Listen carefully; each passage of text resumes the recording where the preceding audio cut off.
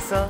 Et bonjour Sarah, bonjour Frédéric. Bonjour. Sarah, on va parler d'initiatives originales et intelligentes comme vous aimez en dénicher parfois pour mieux nous en parler. Ouais. Et c'est vrai que vous avez intérêt à le faire parce que il faut mettre en valeur ces initiatives-là en faveur de l'art. Pardon ? Mumo. Mumo, voilà, Mumo. En un seul mot, Mumo. Mumo, en un seul mot, Mumo. Musée mobile.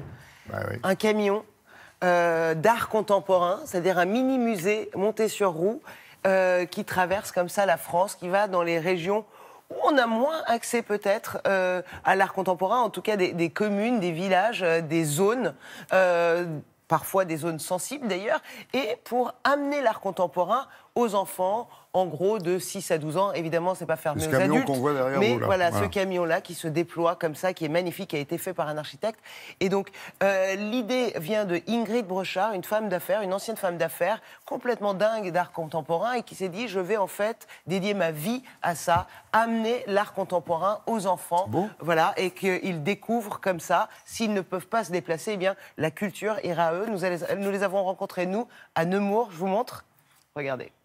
J'ai voyagé de Brest à Besançon, depuis La Rochelle jusqu'en Avignon.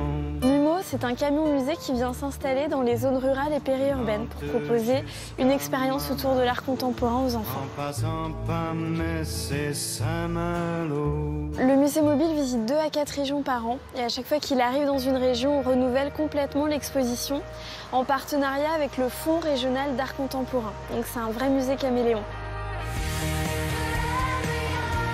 L'idée, c'est qu'à l'âge où on apprend à lire, écrire, compter, c'est tout aussi important d'apprendre à regarder, ressentir et partager. Donc on offre une médiation sur mesure pour les enfants, pour les amener vers l'art contemporain et le partage du sensible. Vous avez devant vous un nez de boxeur. Quand on reçoit un coup dans le nez, voilà, on peut saigner du nez. Et quand on saigne du nez, on peut mettre du coton dans le nez. Avec un pansement, voilà. Donc finalement, vous n'avez pas vraiment un vase. Ce vase, il a été transformé en nez. Le but, c'est d'inverser le mouvement, c'est-à-dire c'est pas les visiteurs qui vont vers le musée, c'est le musée qui vient à la rencontre des visiteurs. Et ce geste est très important pour nouer un lien durable et les inciter à retourner dans d'autres musées par la suite. Exposer des œuvres et pourquoi ? L'idée, c'est de présenter différents médiums, peinture, sculpture, vidéo, photographie, dessin, pour que les enfants puissent voir toute la diversité de la création contemporaine. On a 2 médiatrices pour encadrer les enfants sur un temps de visite et sur un temps d'atelier. Et pour la visite, les médiatrices vont demander aux enfants de se placer devant les œuvres qui les intéressent le plus, pour partir vraiment de leur ressenti et de leur envie et construire une visite sur mesure.